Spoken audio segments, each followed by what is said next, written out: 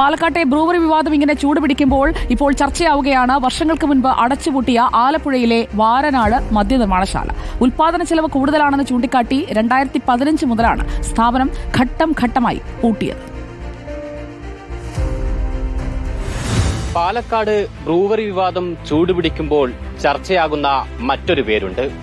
ആലപ്പുഴ വാരനാട്ടെ McDowell company.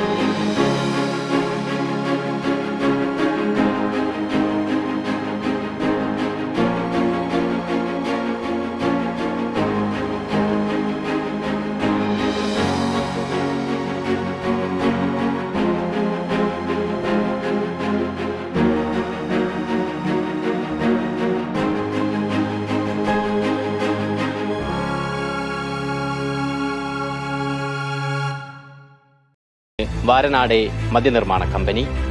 പുതിയ മദ്യനിർമ്മാണ കമ്പനിക്ക് കേരളം പരവതാനി വിരിക്കുമ്പോൾ ഒരു ഓർമ്മപ്പെടുത്തലാണ് ഈ ഫാക്ടറി.